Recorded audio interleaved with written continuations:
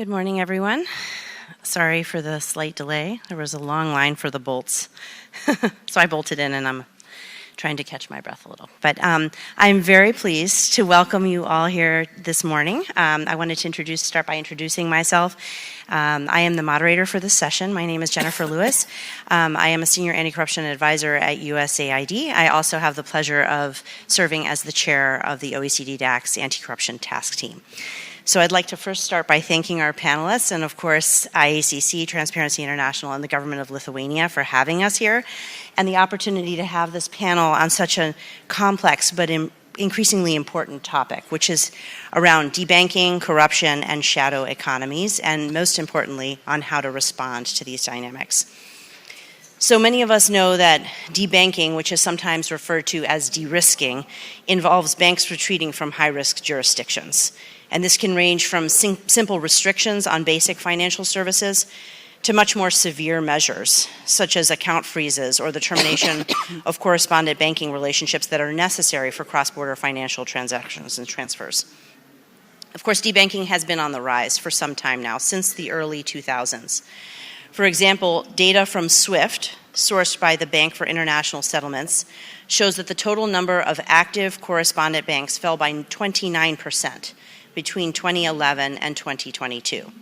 Global debanking in this form has been driven by several factors, including changing crime risks and the difficulty for banks to manage new crime risks, frequent legal and regulatory changes, and reputational concerns as well, which increase compliance costs for banks. There's also changing market realities and business strategies, and finally, geopolitical competition, political instability, and conflict, all of which can lead banks to sever ties with certain regions. This workshop is based on a multi-year program of work on the links between de-risking, financial exclusion, and illicit financial flows, which has been implemented by the ACTT, which we have the secretariat of here today. Interest from donors and the ACTT in debanking arises from a growing concern about the potential unintended consequences of banks retreating from so-called high-risk jurisdictions. Debanking has significant potential implications for development and for financial inclusion, including disruptions in cross-border and remittance transfers, which are, our available research suggests that the closure of correspondent banking relations can hinder some of these faster reductions in remittance transfer costs. And of course, this can have very real implications for the folks who are relying on those remittances. In fact, the global average cost of sending just $200 across borders has stagnated around 6% since 2021, above the SDG target of 3%. It also has the ability to reduce the availability of trade finance and financial services, and we know that this can affect marginalized communities most. And it can increase the barriers and costs in the delivery of humanitarian services. A 2017 survey of 305 US-based NPOs found that 42%, for example, of nonprofit organizations resort to carrying or sending cash when traditional banking channels are unavailable. This creates safety risks for aid workers, it creates corruption risks, and it hinders the delivery of essential services to the most vulnerable.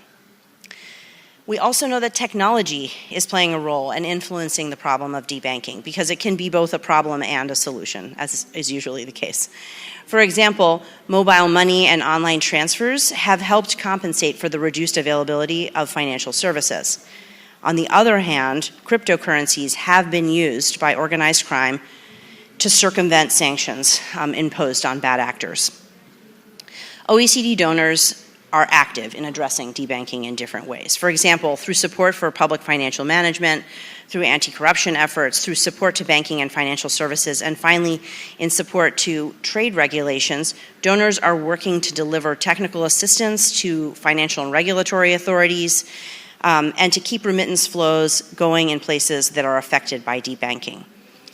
Other programs are seeking to provide cheaper access to finance in fragile contexts and to use digital tools to facilitate human aid delivery.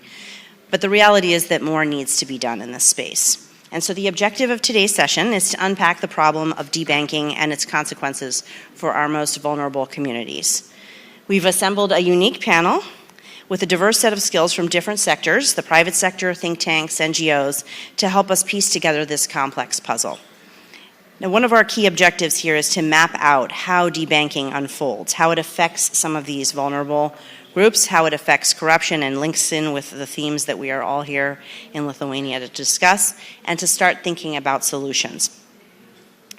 And here's where I'll take the liberty to put on my USAID hat, that particularly in some of the world's most fragile environments, what can we collectively be doing to mitigate or prevent some of these onward effects and ensure that that debanking is done responsibly. The session thus aims to explore how all public actors and private actors, including banks, can better collaborate to remove some of these barriers and increase access to financial services in challenging country contexts, while of course mitigating corruption. So it's my pleasure now to introduce our panelists. We have with us Vilija Nasiūdaitė, member of the Management Board and Head of Monitoring and Security Division, or the Financial Crime Prevention, at SEB Bank Lithuania. Before joining SEB Bank, Vilija has been the chairwoman of the Lithuanian Securities Commission, a public authority that is responsible for the supervision of the securities market within the Republic of Lithuania, which as of 2012 is integrated into the Bank of Lithuania. Vilija is an experienced financial lawyer. She holds a master's degree in law from Vilnius University and an executive MBA from the Baltic Management Institute. At the bank, she provides leadership on legal and compliance functions and advises the management board of the bank. We're also very pleased to be joined by Tom Keating, who's the director for the Center for Finance and Security at the Royal United Services Institute, RUSI. He is the founding director of the center, where his research focuses on matters at the intersection of finance and security, and also serves as a special advisor on illicit finance to the UK Parliament's Foreign Affairs Committee ongoing inquiry. He has a master's in intelligence and international security from King's College, London, where he studied the effectiveness of the global counter-terror finance regime. Prior to joining RUSI in 2014, he was an investment banker for 20 years at JP Morgan. We're also joined by Leah van Broekhoven, who's the executive director of the Human Security Collective, co-founder and executive director, I should note. Prior to co-founding HSC, Leah worked as a researcher, a policy advisor, and a development practitioner in Latin America, South and Southeast Asia, as well as in the UK and the United States with the United Nations, the Natural Resources Institute, the World Bank, and CoordAid. In 2013, Leah established with other NGOs the Global Nonprofit Coalition on the Financial Action Task Force. HSC is co-chair of the coalition and holds a seat on the FATF Private Sector Consultative Forum. And finally, we have with us Egle Lukosienė, CEO of the Center of Excellence in Anti-Money Laundering of Vilnius. He has extensive experience in legislation accumulated in private and public institutions. For the past 10 years, she has worked in the field of financial market supervision at the Central Bank of Lithuania. While in the central bank, she led a team of successful lawyers and contributed to their professional development, has an international executive MBA from the BMI Executive Institute, and has a comprehensive knowledge of operational principles of the financial services industry. So we are very pleased to have such a diverse group here to help us unpack this. So we're going to start with a first round of questions, and then we'll move into a second round, and so on. So, Vilija, I'm going to start with you. What are some of the drivers of debanking from a private sector perspective? And what are some examples of the typical barriers that are faced by banks in this region, as well as other country contexts, including, for example, sanctions? Thank you.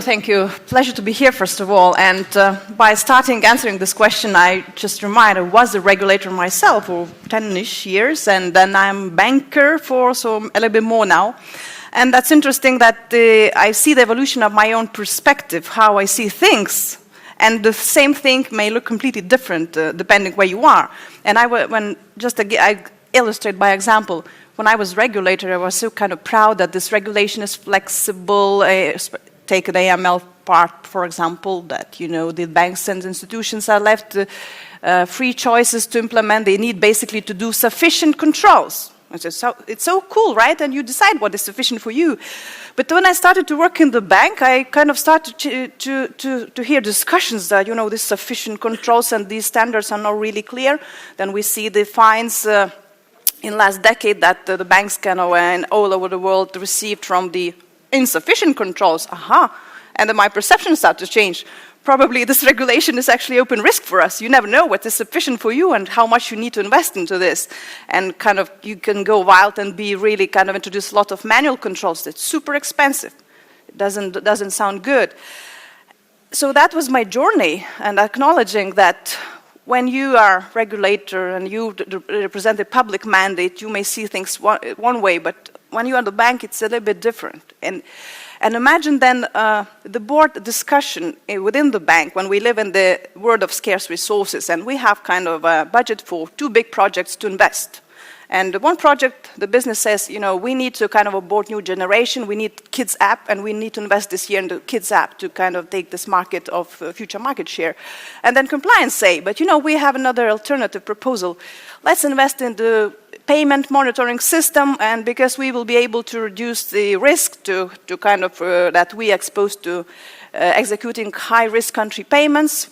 That will cost a lot, and we need to hire additional FTEs, full-time employees, to deal with the monitoring and controls that we are proposing to set.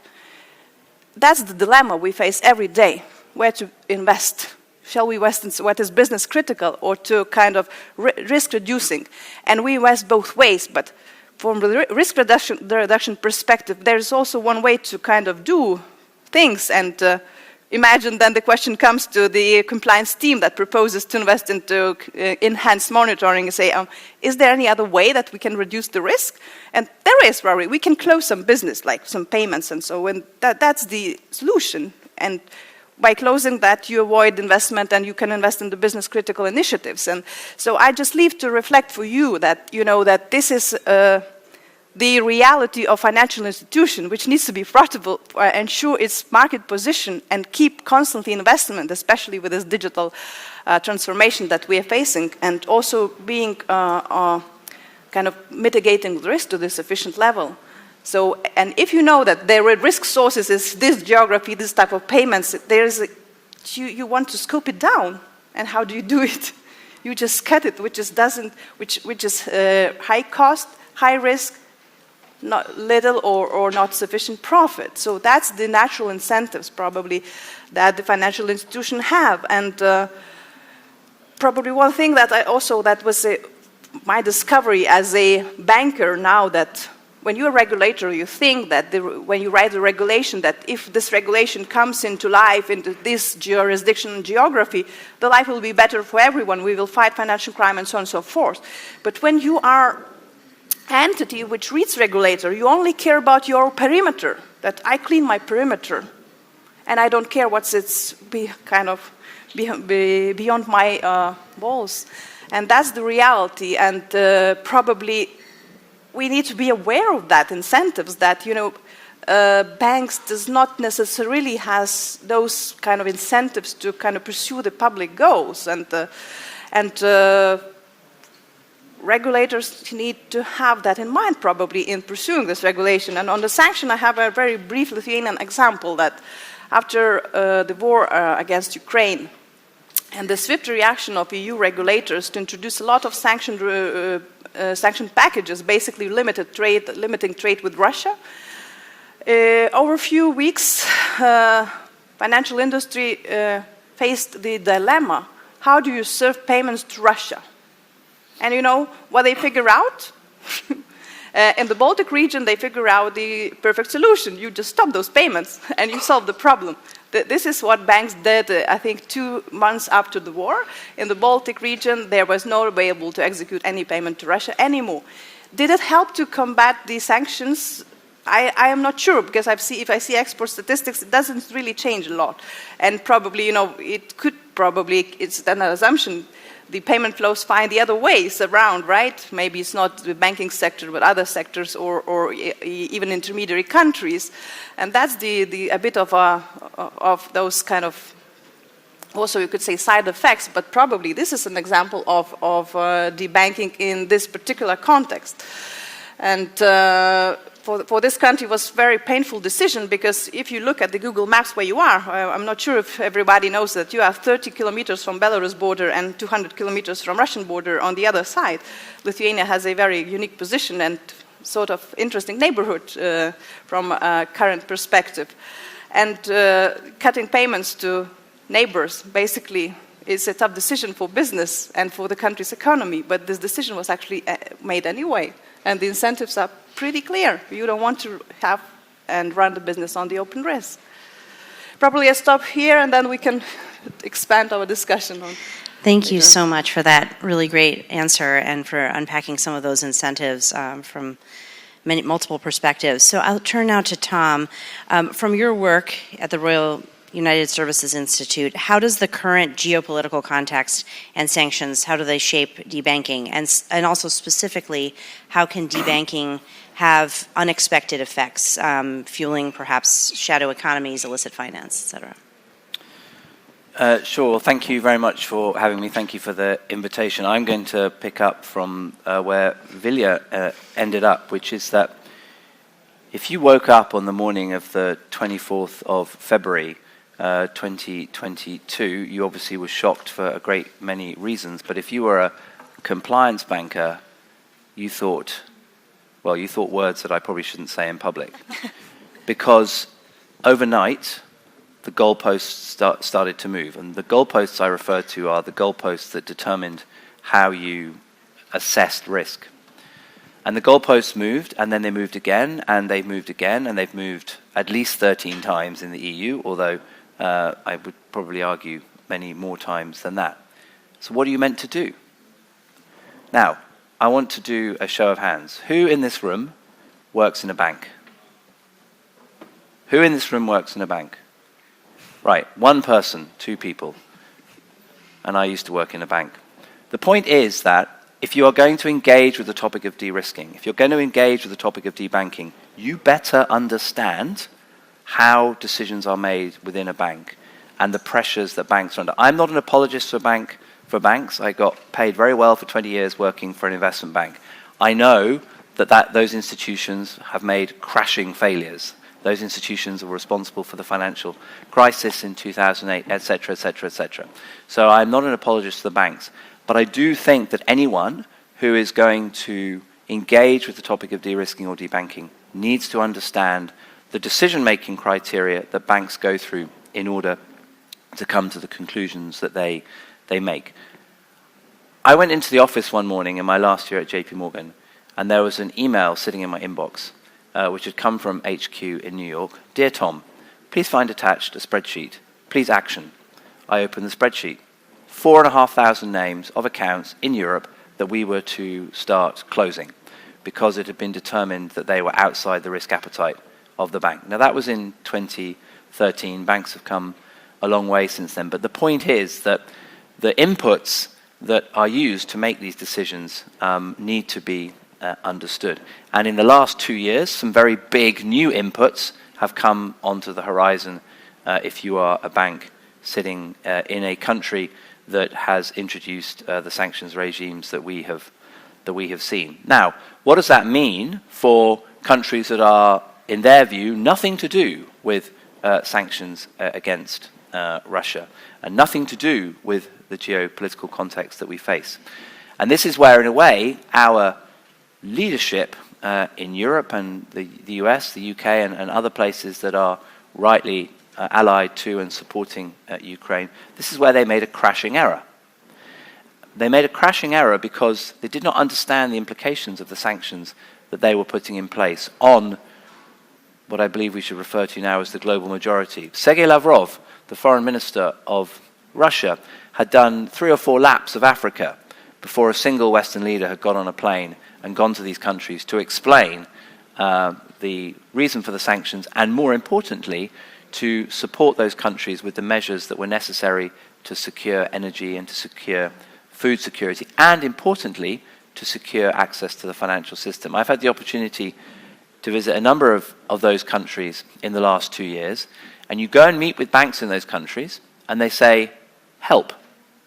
They say help because, on the one hand, they are in a country that is not applying the sanctions that are related to Russia's illegal invasion of Ukraine.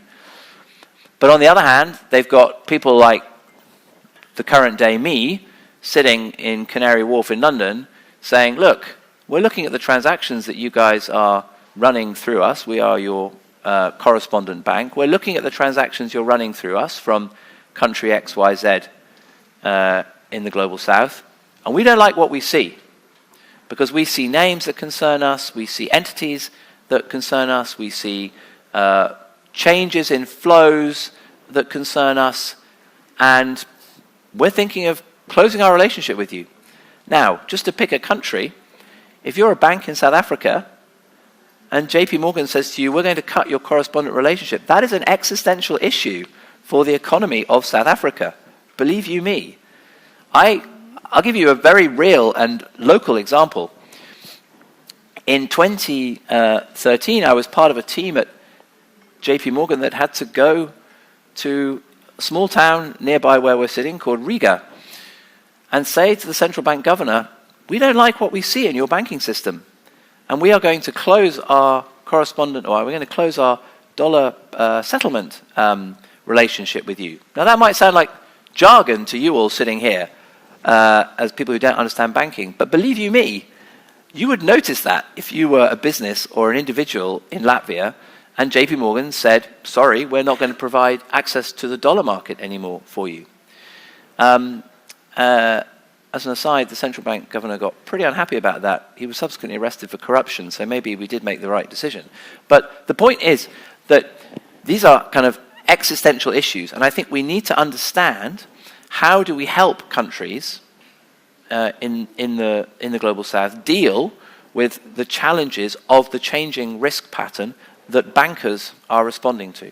And none of this, by the way, is me endorsing debanking, endorsing de-risking, but I do think it's important to understand where the banks are coming from in their decision making. And the last point I will make in all of this is there is a crashing silence on this topic from the people that can make a difference, in my view, and that are the supervisors.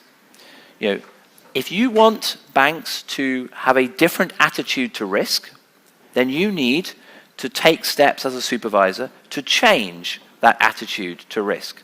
I, as a banker, will respond to what my supervisor says, because I kind of know that the supervisor calls the shots at the end of the day. If you want banks to do things differently, then if you want banks to change their policies, then change the policy. So, for example, I don't know how much has been done I haven't seen any evidence of this, over the last couple of years, to say we as governments have created a massive shift in the risk position, the risk perspective of banks in the EU and elsewhere in the UK and so on. We've created a huge change in the risk perspective. What are we doing to accommodate that change in risk perspective and make sure that the debanking and the de-risking that we might be concerned about is mitigated? What's happened? Can anyone point to anything that has happened in the last 2 years to encourage banks? No. What we hear is people like me constantly saying we need greater enforcement in order to make sure that sanctions work. We need to see heads on spikes in order to make sure that sanctions work. So I think if we're going to talk about debanking and de-risking, we need to recognize the risk environment, and specifically we need to recognize just how much the risk environment has changed in the last 2 years. The last point I will make is that, of course, there are some NGOs that think debanking is a great thing. Look at what banks like Barclays are going through at the moment, because NGOs want them to debank the fossil fuel industry. So, you know, we kind of sometimes, just to end on a slightly controversial point, sometimes we think debanking is a really good thing until it happens to us. And then we've got a problem with it. Thank you so much. That's actually sort of a life lesson in general. I really wanted to draw out your very first remark where you very pointedly asked how many bankers there were in the room, and just point out that apart from the topic of this, it's just a note to all of us that we need to make sure that more people involved in what we talk about are actually in the room and participating in our conversations. So that's a note to self, I think, for all of us. I'll now turn to Leah. From your perspective, what are the implications of debanking in terms of NGOs, local communities, including some of the unintended consequences that we've discussed, especially for marginalized communities, migrants, displaced people? Thank you very much, and thank you for the invitation also to the team over there. I actually want to, it's easy what Tom was saying, you know, some of the NGOs want Barclays to debank, right? That's one part of NGOs criticizing the banks for being good bankers. But I can also tell you that NGO community in the past 12, 15 years have learned all this from banks, that de-risking of NGOs is not something most banks want to do. But they feel pressurized to do this because of the changing risk environment they have to operate in and the compliance requirements they have to implement on their customers, including NGOs. Still, I want to make a plea why NGOs feel caught in all this, right? Caught in between policies made by international regulators, such as the Financial Action Task Force that sets standards on anti-money laundering, countering terrorism, and also proliferation financing, and the compliance decisions related to preventing financial crime by banks. NGOs are caught in between. And when I'm saying NGOs, I'm talking about really NGOs with large. Debanking, de-risking is a problem that is faced by the ICRC, so that is a really large organization. We all know the Red Cross, they're doing immensely good work everywhere in the world, down to small human rights organizations actively operating in sanctions or high-risk countries like Yemen, South Sudan, Afghanistan, Syria. So what has happened there?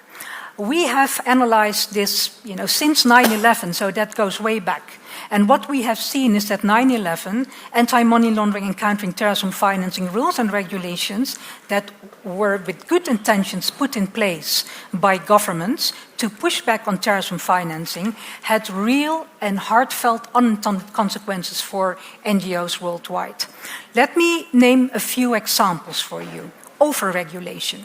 Countries like India, which had, regulation and laws in place to control foreign money flowing into the country to support human rights organizations, environmental organizations, anti-corruption organizations, actually were emboldened to use the FATF AML CFT regulations to push back more on NGOs they don't like. Same happened in countries like Nicaragua. 2 years ago, the Nicaraguan presidency decided to dissolve almost 1,200 human rights, anti-corruption and environmental activist organizations under the pretext that Recommendation 8, so that's the recommendation of the Financial Action Task Force, that says that NPOs are vulnerable for terrorism financing, that this whole universe of NGOs is potentially implicated in terrorism financing abuse, or by association connected to terrorists. No proof, no evidence. And I can name a few more examples. So what we see is that these international regulations have had unintended consequences in the area of over-regulation, suppression of NPOs, human rights violations against NPOs. FATF recommendations have used as a stick to hit NGO team members, board members, as potential financiers of terrorism financing without any proof. I'm not saying that NGOs have not been implicated in terrorism financing at all. They have. But the majority of the big universe of NGOs worldwide, John Hopkins research a couple of years ago says there are about 500,000 registered NGOs that receive money to operate on their mandates and missions worldwide. That's a huge, huge universe. Are very low risk for terrorism financing, very low risk. But they are caught, they're caught in this web, and this has led also to debanking and de-risking. And this is a very difficult issue to solve, as Julia and Tom were already saying, because the risk appetite for banks to bank customers like NGOs that are seen to be low profit, not profit-making, and too expensive for compliance costs that banks have to put in to screen their customers lead to severing ties of NGOs altogether. And when you're already in the bank, when you already have a bank account, it could be that banks will just say, sorry, but we're going to end the relationship with you. We have numerous of examples of that across the world. When you're already in the bank and you're a humanitarian organization, for example, then the bank will have to screen your transactions to sanctioned countries and high-risk countries. By high-risk countries, I mean countries that are on the FATF black and grey list. And this is also very costly. So only the NGOs that are profitable for a bank, that have a certain household name, like Oxfam or Red Cross, can keep their banking relationship. For example, Barclays, just mentioned by Tom, has a dedicated charitable department in their bank that will continue to keep banking NGOs, but only those that have a turnover of £25 million a year. That means that the smaller ones, the smaller NGOs, are thrown off out of the banking sector altogether. And why is this so crucial for the achievement of sustainable development goals, for human rights objectives, for anti-corruption work? A lot of you are in that field of anti-corruption. It is crucial because the donor funding to these organizations will not any longer naturally go through the banking system because they're being cut off simply. So NGOs have to resort to other means of getting the money to partners and beneficiaries. So what we've seen in the past 15 years, give and take, is that NGOs have resorted to using unregulated channels. That indeed increases the risk for more corruption and also more insecurity of their own staff. They have resorted to using money mules when it's cross-border banking between Turkey and Syria, for example. They've used bitcoins. So it's more I'm not saying that bitcoins cannot be regulated, but it's very difficult. But they've resorted to all alternative, unregulated means of getting the money where it has to go to. For most of the NGOs, mind you, the access to the banking sector is a lifeline. Without this, they cannot operate. Right? So that is what we see worldwide. Just one thing one remark I would like to make. When we started this work, we were very critical about banks, very critical. We said, banks are the bad guys, they de-risk us, we don't want them. But in the past 12 to 15 years, we've actually come to realize that banks can be our allies because there is a common factor we have here between banks and the NGOs, is that the whole issue of preventing illicit financial flows, money laundering prevention, terrorism financing prevention, sanctions regimes application fall on the plates of banks and the NGOs. A lot of NGOs nowadays have to boost their risk management systems up to the hilt.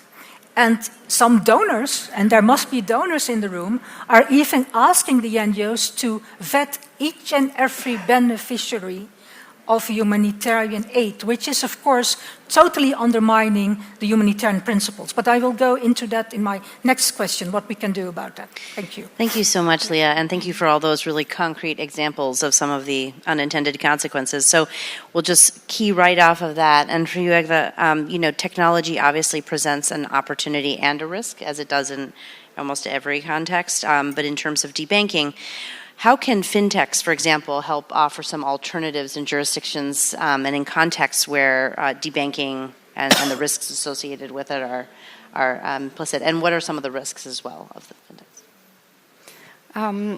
Thank you very much for having me here, first of all. It's a great pleasure, and thank you for your question, which is a very difficult one, I should say, especially from my experience. As you know, as you introduced me, I'm a ex-supervisor and fintech supervisor as well. So my point of view is definitely technology may help to bring new perspective on the topics we try to solve. In a very innovative ways, people inventing new IT tools could help to proceed remittances faster, or find the ways how to mitigate the financial exclusion. So I truly believe that there are technological tools, and there are a lot of ideas how to mitigate all the problems we try to solve here in this panel discussion. On the other hand, I truly believe that we have to analyze every technology one by one and every fintech one by one, trying to understand the technology itself, first of all, and then how the AML and counterterrorism financing rules are observed and taken. So technology itself, it could help, but on the other hand, the AML standard should stay the same. I truly believe in this idea, and I think that the notion of fintech itself doesn't help. It should be combined in the one body and taken in the whole as a whole system. What we try to do here in Lithuania with quite a huge fintech sector, we were raising maturity of the sector. What I've seen that the fintech companies, they always start with the IT solution without, how to say diplomatically, without enough attention to AML, CTF regulations. And I think that's the problem, because these two lines should go together. And it means the maturity of the sector. And when we have mature fintech sector, then we can try to talk about about them as a solution for debanking. Otherwise, what we have that there are old commercial banks who do not want to take the risky clients, and then they go to these fintech companies, which are PSPs, payment service providers, and without enough, without the required level of AML prevention systems, they are simply risk takers. It's not a technological company; it's just a simple risk taker, and I do not believe this is a solution. So. To sum up on the fintechs, my idea is that they are definitely a solution, but together with the AML system within these companies. And cryptocurrencies, should we touch this question right now? Yeah. Blockchain technology, definitely, very, very good one. And this is nothing new. Blockchain is not new. What is new that this technology and the crypto asset service providers they are becoming to be regulated, and we have European regulations and national ones, and this legislation is for a reason, and the reason is that this technology is abused by criminals. And I truly believe that it must be regulated, because there are a lot of positive sides. The same idea as I mentioned about the PSPs, great ideas, great technologies, decentralized tools. It may help. On the other hand, we have to be careful and not allow criminals to abuse our financial system. So finally, every moment is always the same. Technology with the AML CTF measures to be combined, and then we can try to see the solution for debanking or not. Thank you so much, and a great point just in general on, technology needs to be useful. It also needs to be contextual, and it needs to be tied to other measures. It's not a separate solution. So thanks very much for that. So we'll now move into a second round of questions. And Vilja, I was hoping you might share with us from your perspective, what are banks hoping that regulators and public authorities really focus on going forward? And what is the role of the public sector, and for those of us that are donors in the room, in terms of helping address some of the barriers in challenging contexts for banks?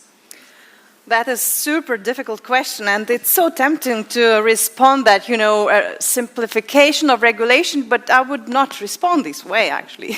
I don't believe that this simplification in this complex world is even possible.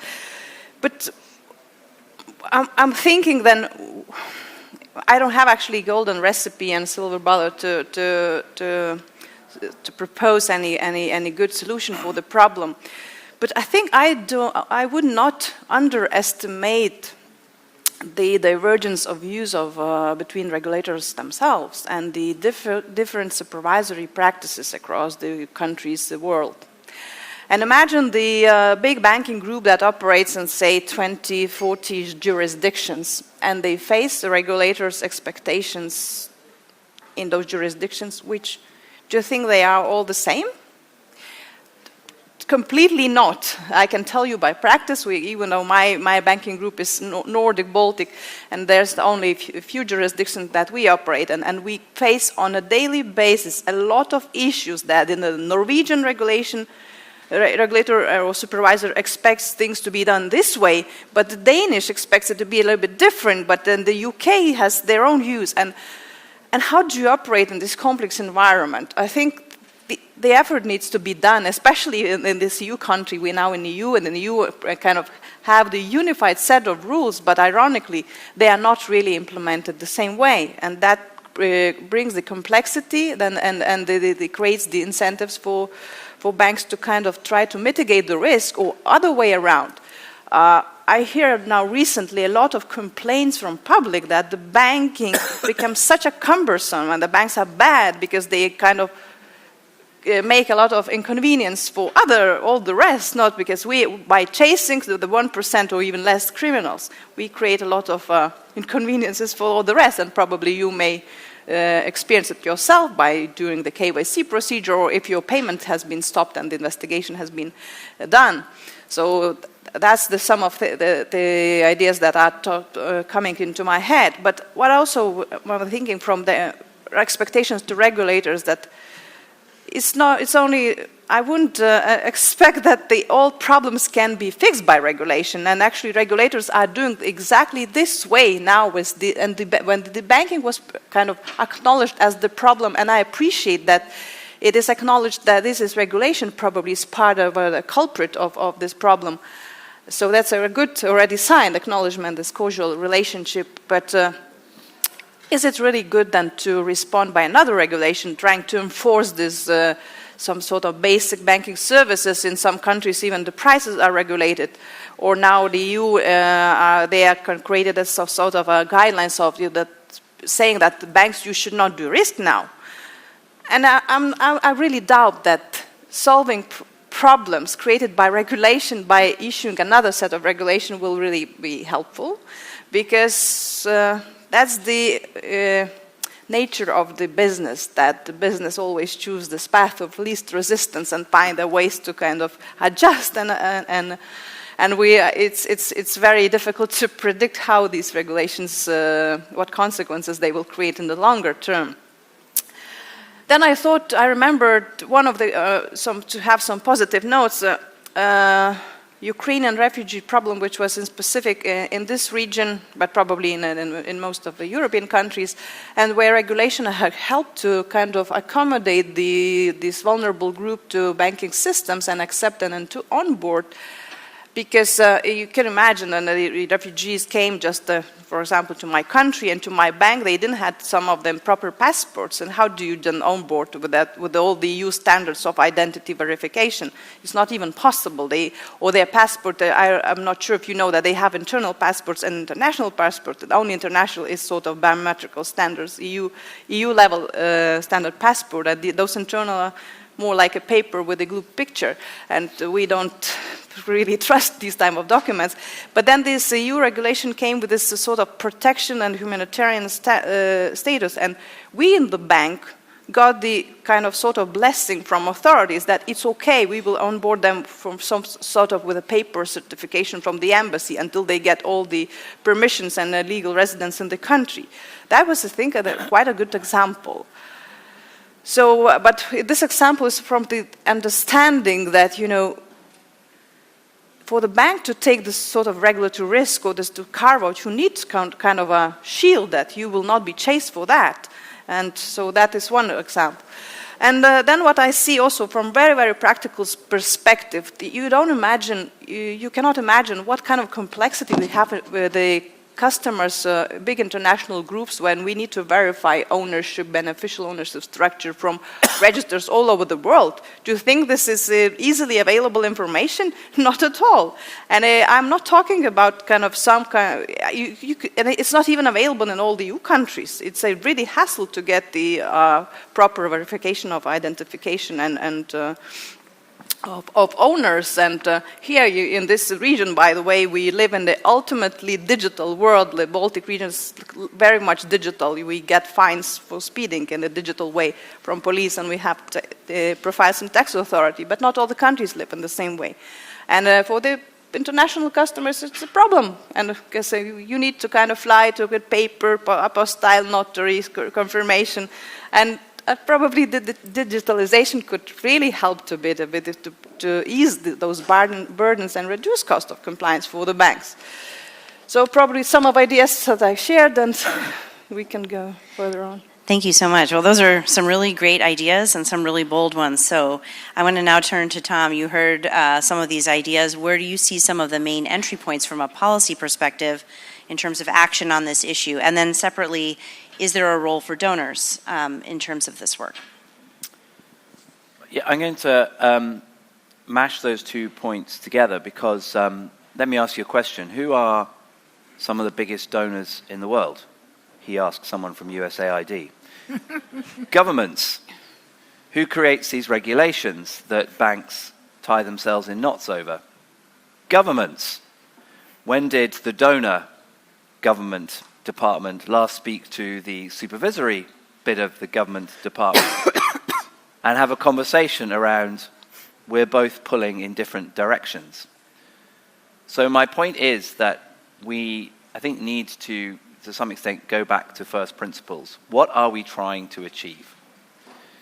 And how do we balance what the supervisors or the money laundering regulations in your country or whatever it might be require with what the development department in your country wants to achieve?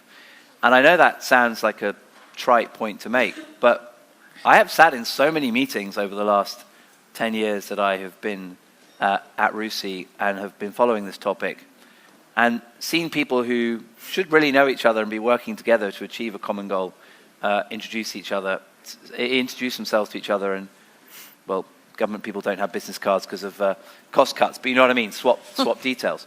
So I think there is an important point here, which is that the donor community should definitely kind of talk to itself to figure out how they can, how we can be more effective, and to pick up on something that Leah hinted at. If the donor community is going to require, or if governments are going to require all this kind of enhanced diligence by banks, which puts costs on NGOs and so on, then again, the donors need to recognise that and need to make sure that this work can be funded. I mean, I think Leah makes a very good point. I should say that we first met in an office in Canary Wharf I don't want to say how long ago, but it was a long time ago. And we have come a long way. And so I don't want to be all kind of doom and gloom about this. We have come a long way. I think the last couple of years have sort of rebooted the topic. In particular, not so much, I think, and I stand to be corrected on this, not so much as relates to individual NGOs who continue to sort of struggle to do their work in the face of access to finance. But I'm more concerned about the kind of geoeconomic fragmentation. I'm more concerned about going back to where we were 10 or so years ago. I remember going to Ethiopia, and I was asked to do a presentation on debanking. And there was like zero interaction in the room. It was one of those like tumbleweed moments. There was 10 or 15 presidents of, I don't know, senior people from banks locally. And then I just happened to use a 4-letter acronym in what I was saying. And the 4-letter acronym was HSBC. And this chap at the back of the room stood up and he ripped a letter out of his pocket and said, "Yes, sir, I want to talk to you about this letter I received from HSBC." I think he thought I worked for HSBC, but it doesn't matter. And basically it was a letter saying, "We're going to curtail our correspondent banking connections with you." And I am concerned that we're heading back in that direction at the moment because of the sanctions that Ukraine's allies have placed on Russia, because of the circumvention activity that is happening.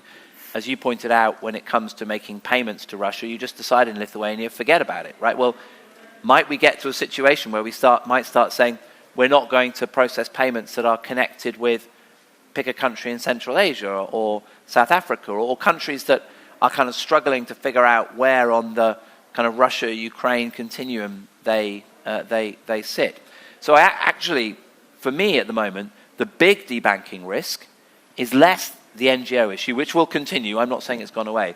But the big debanking risk is actually kind of the economic pressure that countries might find themselves under. And that has only just increased in the last 6 months since the nightmare before Christmas, the December 22nd, 2023 executive order from the US, which basically said, foreign financial institutions that are found to be facilitating procurement for the Russian military will find themselves kind of subject to sanctions. So the chilling effect of sanctions is, I'm afraid, only going to get worse. And we've just seen the raft of sanctions that have been come forward in the last couple of weeks from the US, the UK, and no doubt we'll see shortly from the EU. So I honestly, I think that's probably where the debanking discussion is most urgent right now. It's less around NGOs doing their good works around the world, and it's more about actually how is debanking going to affect international relations, because that to me is a big issue, and that is where policymakers really can have an impact. They're less nutty problems than the NGO ones, which are very challenging, and it's taken people like Leah tirelessly over more than a decade to sort of advance all that. We're now talking about state-to-state interactions. If I was whoever the new president of South Africa is going to be, if I was that individual, I would be wanting to talk to London, Brussels, Washington to say, we need to find a way of making sure that we stay connected to the international financial system. That's an existential issue, as I said before. So that is where I would be placing my policy efforts now. It's not to belittle anything that's been done by donors and NGOs and everyone else, but actually, if you want to talk about the risks right now on debanking and de-risking, that is where I see it is. In a fragmenting geopolitical world, if the financial system breaks down and the connections that countries need in order for their economies to function break down because of the heightened risk environment created by sanctions, we have a problem. I didn't answer your question, but I think that's an important point to flag before we get kind of lost in the weeds. Oh, thank you very much for those comments. And I want to just pull out especially your point about the need to communicate and to have these conversations across the various sectors. You pointed out the donor communication, and I think that's a note for all of us in the room that are in that space, but more broadly on the need for communicating some of these effects. Leah, if I could turn to you from your experience at the Human Security Collective, what is really needed to promote financial inclusion in challenging, fragile, conflict-affected contexts? Yes, I totally agree with what Tom's saying. This is also a concern for the NGO sector, by the way. So I think the whole debanking, de-risking should indeed be addressed from the difficulty, continues to be addressed from the difficulty NGOs have access to the financial sector. But the sanctions regimes kicked in as well, and the fragmentation of the world order. And that is a concern of the NGOs, of course, because I'm not only talking about NGOs in the West, we are also talking about NGOs in the majority countries, so outside of the US and Europe, that are affected by de-risking and leadership in their country that is not very open to the type of NGOs we all like in this room, I think. The ones that are involved in the SDGs, in development, in human rights, anti-corruption, and so on. So they will have a major issue operating in their own country as well because of the fragmentation of the world order. So I totally agree to that. Coming back to your question, what can we do? as a community to ensure financial inclusion of NGOs. I think a lot is going on which is quite promising in terms of finding solutions together. In the past, I would say 7 years or so, in a couple of countries, in Europe and the US, stakeholder roundtables have been set up, so dialogues between all relevant stakeholders. And when I say all relevant stakeholders, I mean banks, international banks, NGOs that depend on these banks to transfer the money, correspondent banks, regulators, bank supervisors, donor governments, and so on. So not only that this has happened in the US, but also in Germany, for example. I see Ivan, we have been working with GIZ on this issue in the room. In my own country, the Netherlands, in the UK, a dialogue is beginning to start in Sweden, in Norway, but also in a country like Nigeria, where one of the members of the Global Coalition on the Financial Action Task Force, Spaces for Change, has recently initiated dialogue with regulators there, supervisors, NGOs, the Financial Intelligence Unit, to address the issue of de-risking of NGOs. So I think that is a glimmer of hope. That's a glimmer of hope. I'm not saying it will lead to the solutions we want, that NGOs will have unrestricted access to the banking system. That's not going to happen without all the, let's say, due diligence banks have to do on us. But it will help, for example, develop risk indicators between NGOs and banks with the endorsement of the regulator and the supervisors, by which not all NGOs at the onset are seen as high risk, low profit for the bank. Let me give you one, I think, successful example of my own country. In the last year, we have been part of a roundtable led by the Dutch Banking Association, where we looked at how banks were using a risk calculation on NPOs in their banks, which indicators they were using, how they were using the national risk assessment on terrorism financing and money laundering, and the findings of that, which were very negative for NGOs in my country, to screen the NGOs. And through this roundtable, it's a bit technical, but through this roundtable, we have come to an agreement through hard work with the banks to let's say, agree on a set of indicators which would be risk lowering or risk increasing for money laundering and terrorism financing for the NGO sector in the Netherlands.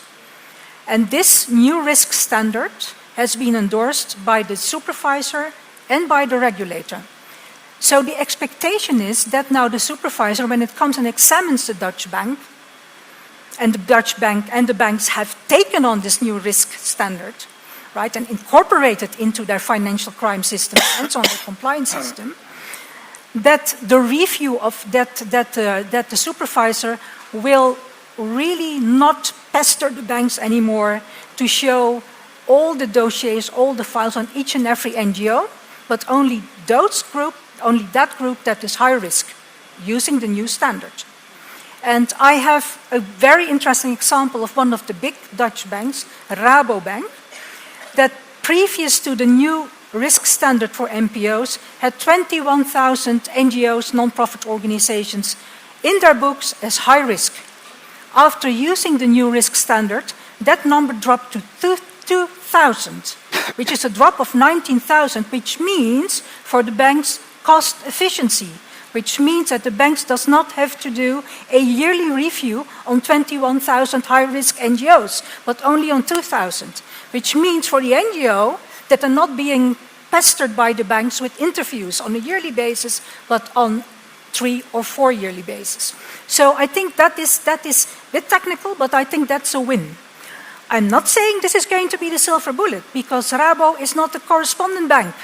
And we know that the choking point for transferring money is often with correspondent banks.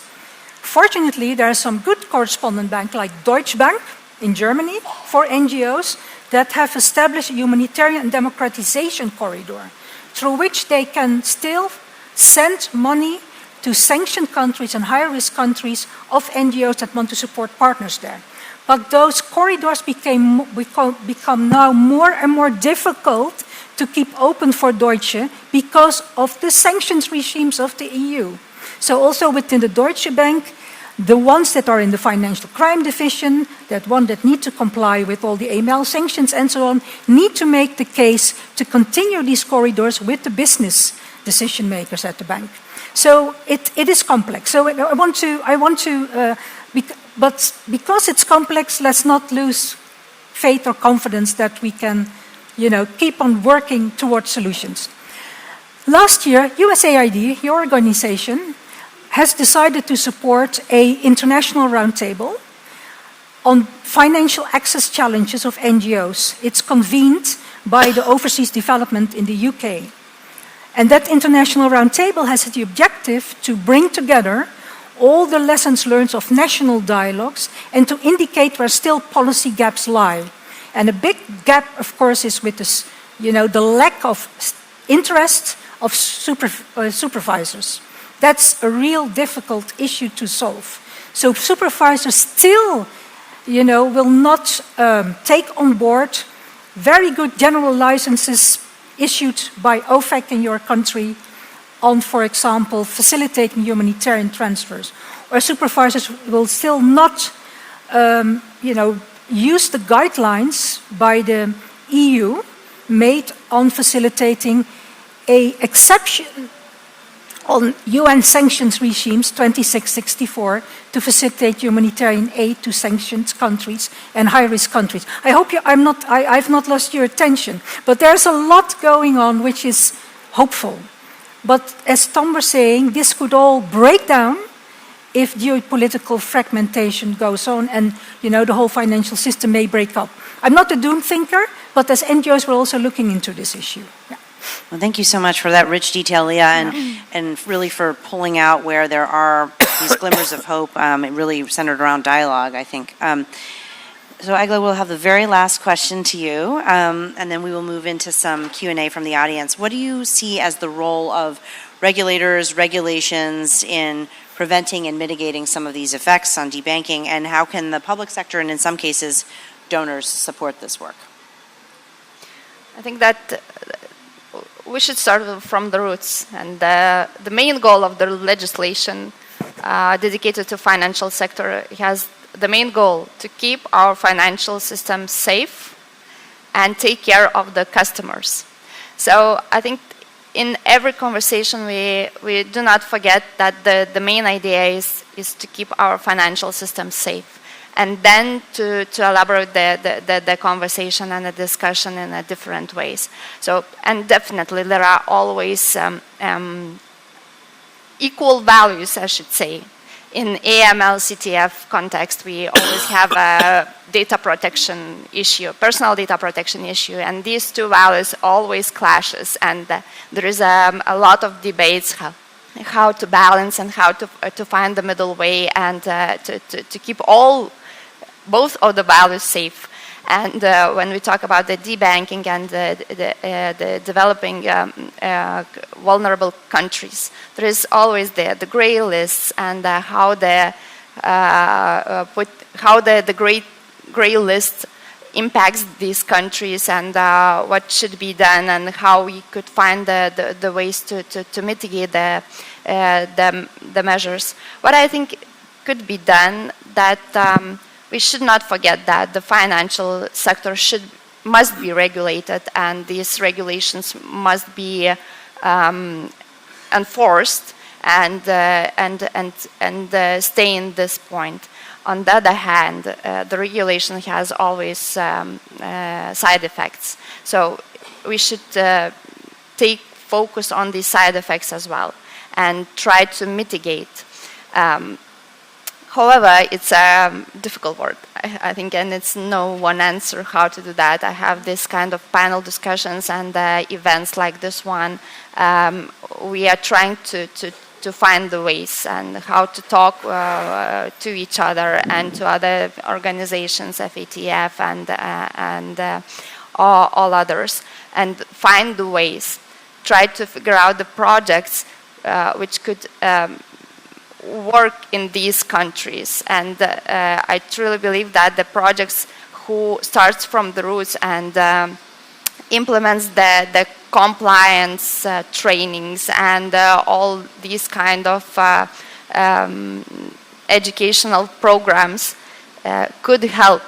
It's not the change of regulation which could help.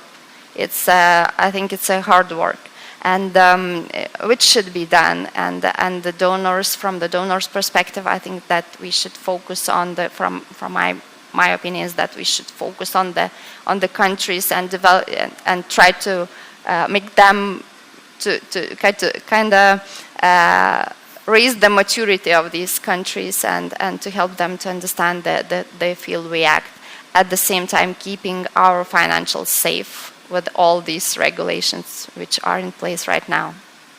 Thank you so much, and great final remarks there from the panel. So we're now going to open it up for Q&A. We have about 18 minutes. If I could ask you to please state your name, organization, and please keep your question or comment to a minute or less so we have time for everyone to speak. Yes, sir. My name is Sanjay Modi. I'm with the Sentry. And I wanted to pick up on Tom's and Leah's comments about geopolitical fragmentation. And my question is really about another potential unintended consequence. A concern has been expressed that the imposition of sanctions will induce countries that are the principal targets of these sanctions to devise mechanisms that are an alternative to the dollar-denominated global financial system. Perhaps creating alternatives to SWIFT, deepening bilateral trade and financial relationships to circumvent the existing financial system. My question is, to what extent, in your view, is this a practical concern, or is it more of a theoretical concern? To the extent that it's a practical concern, do you have any thoughts around potential solutions? Thank you. That's a great question. Let me just take one other one, and we'll take two at a time. Is there anyone else that has a question, or will? Yes, Jonathan. Hi, everyone. Yeah, Jonathan Barler from the FCDO in the UK. I thought you would talk more about the FATF in this panel. And so I was just interested, the FATF are doing, the Financial Action Task Force are doing a load of work looking at its recommendations in relation to de-risking.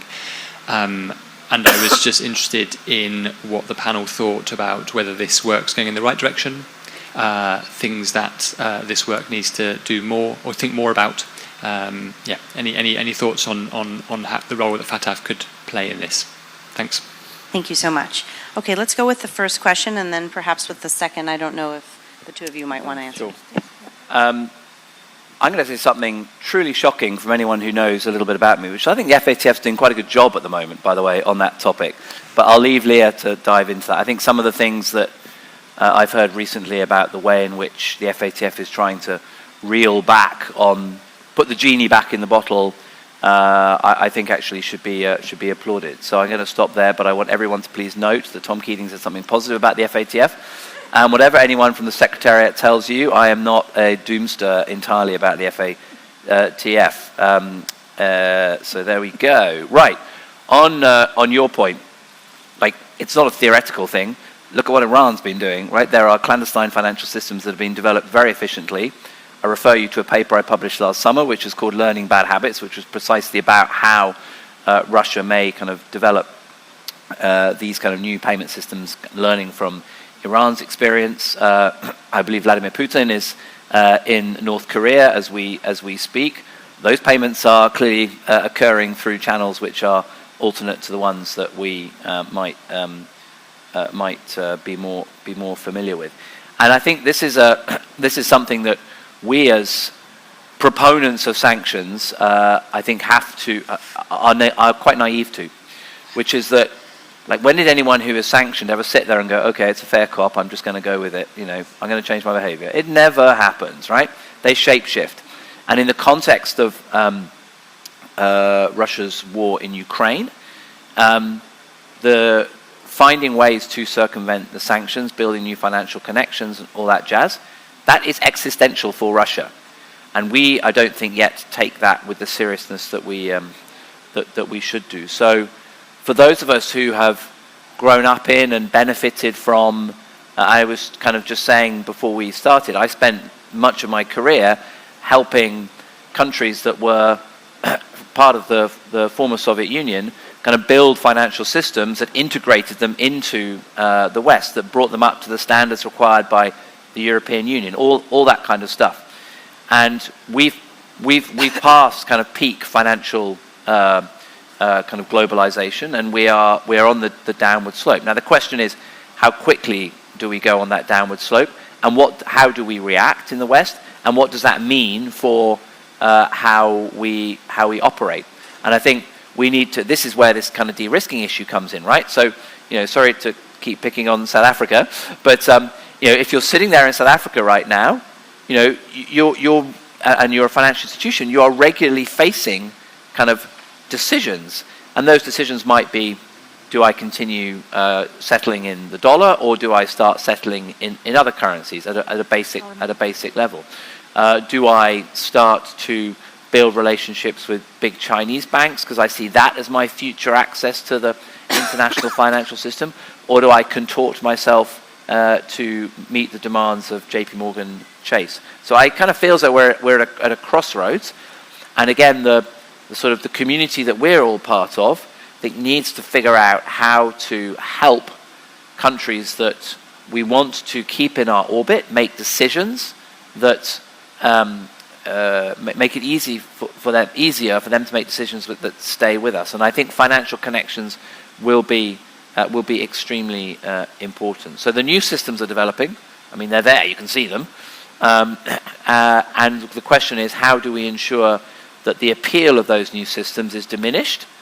And one of the ways we do that is by making sure that the problems and the barriers we are putting up are, to as great extent possible, mitigated for those countries that are flipping a coin to make a choice. Thank you.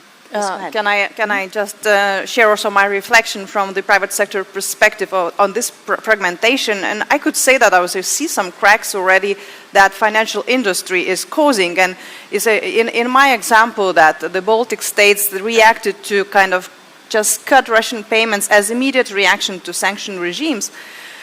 But it was a bit of buying of time, and then you see that the flows are finding their ways. And I mean, for example, Central Asia countries. And I think that in the many of financial institutions here in Europe, there's a question mark. What do we do with those trade patterns? And do we service them from banking perspective? Because, for the set of Central Asian countries, they are not following EU sanction regime. And if that trade happens through them with Russia, from European perspective, it's a sanction evasion or sanction circumvention, and you don't want to be part of this. For them, it's like, it's just normal trade, right? And it could be that, those kind of services or those links that this is blood of our financial system will start to have clots in a way, or they either will get more expensive, the payments or connections with these countries, or you could even see further de-risking. And is it a good? I think it would lead to the dangerous consequence that Tom is mentioning, the big fragmentation, geopolitical and financial, which we probably don't want to be there. And I think that should be really need to be taken very seriously. Thanks so much for that. Maybe I'll turn over here, Leah, on the FATF point. Jonathan's question on FATF, putting the genie back into the bottle. Yes, I must commend FATF on, they started an unintended consequences of their AML CFT regime on non-profits, on NGOs, about 2 years ago, which is a very good initiative, because during that whole entire process, NGOs from all over the world, members of the Global Non-Profit Coalition on the FATF, could submit concrete examples of overregulation, debanking, de-risking, human rights violations.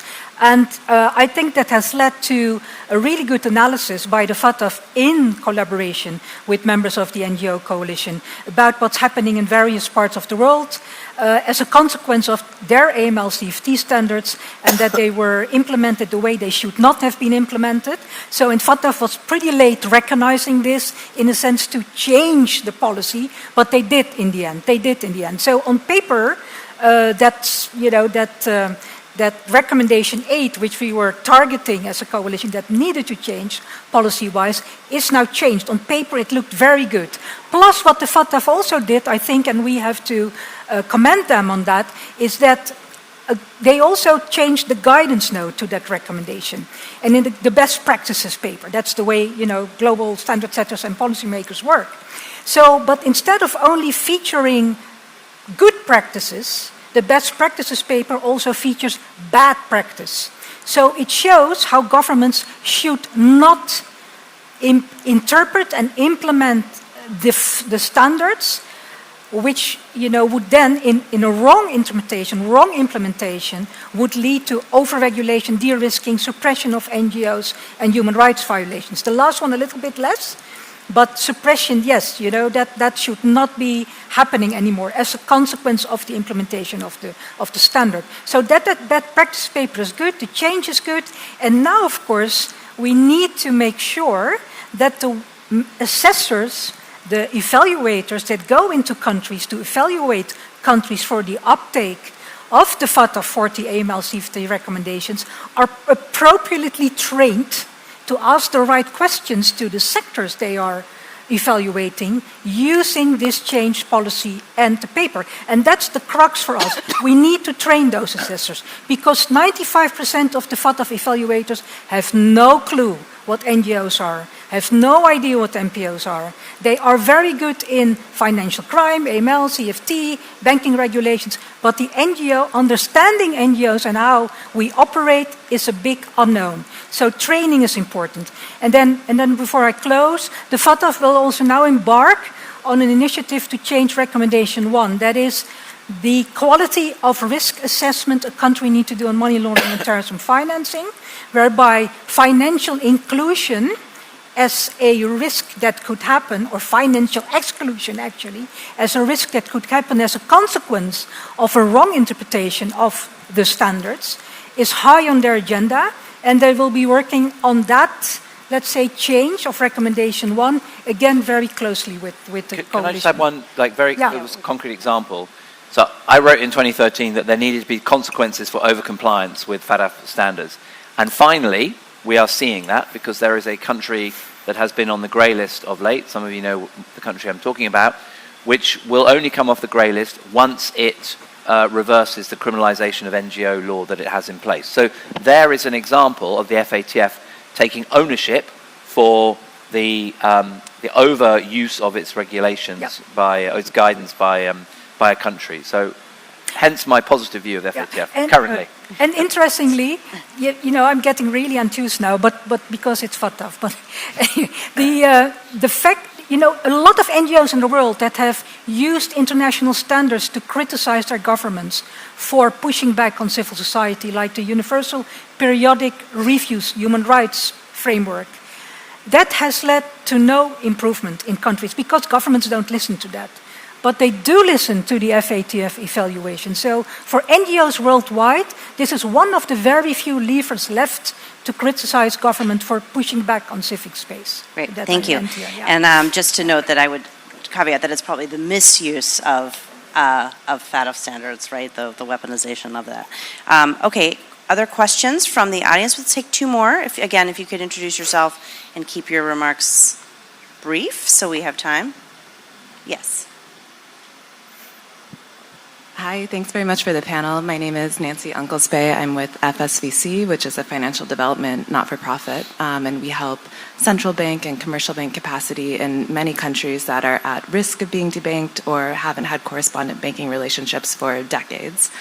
One that comes to mind is Tajikistan, where we work with the banking commercial banks there and the central bank. They haven't had a U.S. correspondent banking relationship since 2012. My question is, for countries like Tajikistan that have a relatively small economy, that are very expensive to service, is there a path forward for countries like this to regain a U.S. correspondent banking relationship? And if so, what does that look like? Great, would you like to take that? Thinking how to kind of respond. I mean, I'm in the small country which is now part of the EU, but I was born in the country which was under occupation. And I've seen what does it mean to be disconnected for the world, even though I was a child.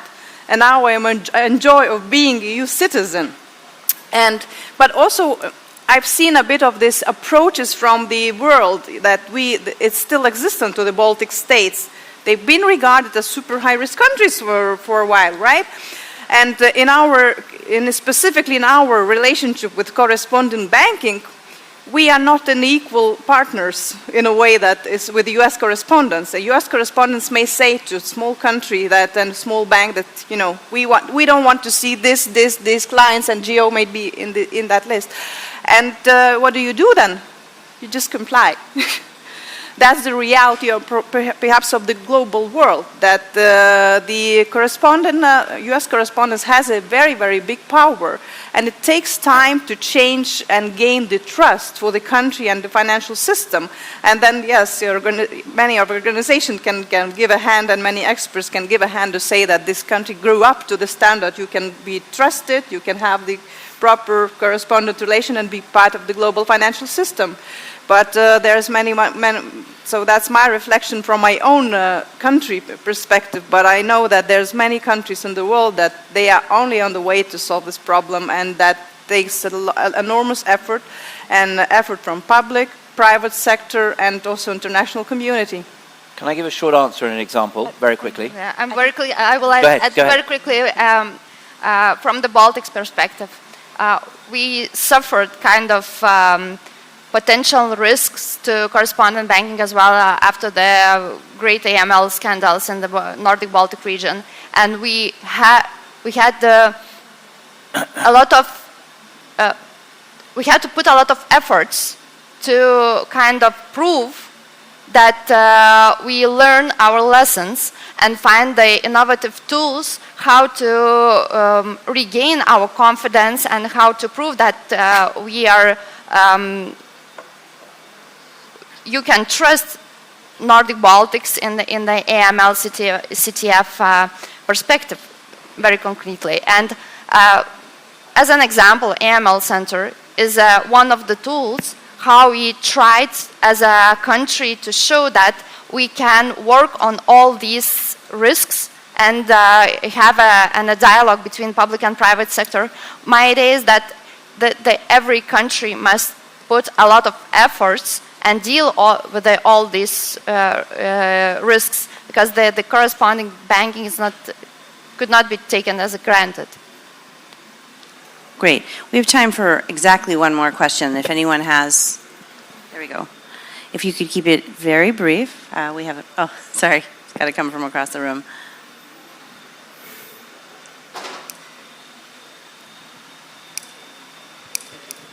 Yeah, hi, I'm Vincent Freigang from the Transparency International Secretariat. You mentioned banking supervision a few times in this panel, and I was just wondering whether sort of at the level of banking supervision, whether the supervisory practices are currently in place, like in terms of on-site and off-site assessments and inspections. Do you think those are fit for purpose to properly assess, you know, what we're trying to assess, the underlying risks in the context of this discussion, or would you like to see any changes in how that is done in practice?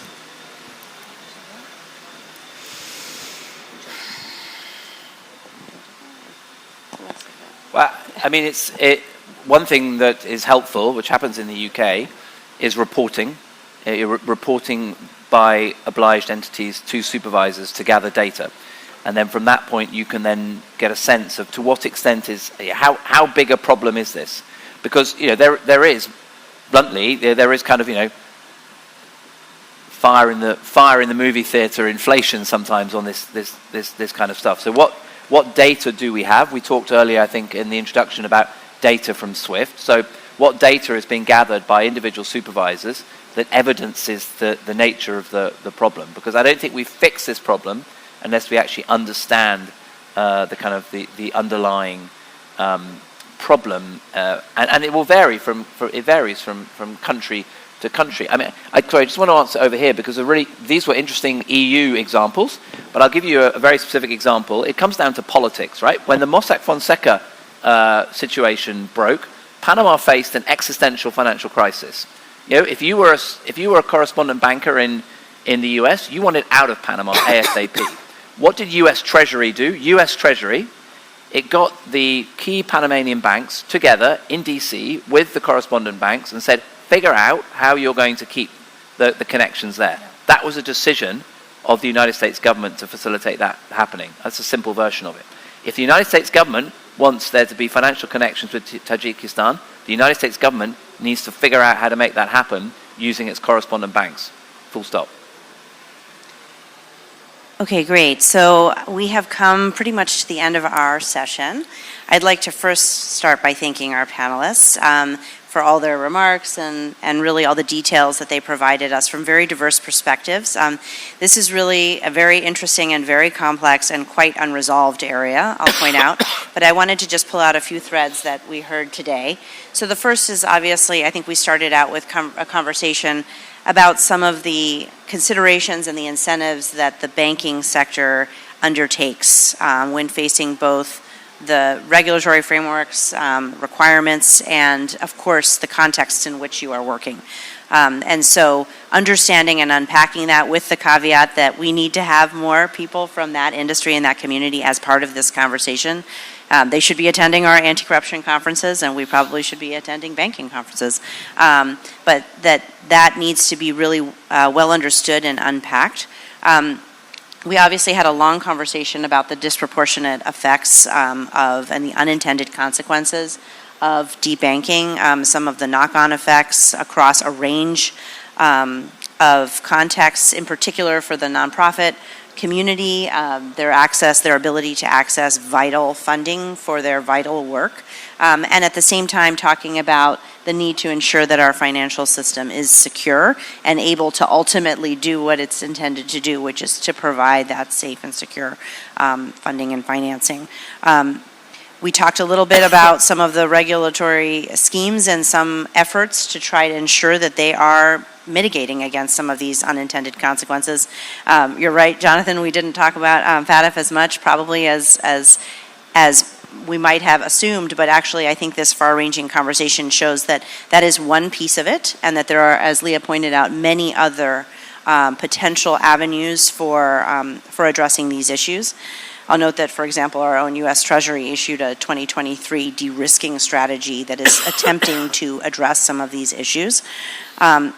I think more broadly, if I could pull out a thread across the board, it's that clearly there's need for more dialogue. There's need for more information exchange, capacity building, knowledge sharing between whether it's supervisors, whether it's regulators, whether it's banks, whether it's NGOs. All along that value chain, everyone involved with this issue, everyone who has a stake and has an equity in this issue, and finding fora to bring that together. So with that, I'll close and just say that hopefully we can have another of these sessions at not in 2 years, not in 1 year, but on a more frequent basis where we are discussing some of these effects and the path forward. So I'd like to thank the panelists, the audience for your questions. If we could have a round of applause for the panelists, I'd appreciate it. Thank you.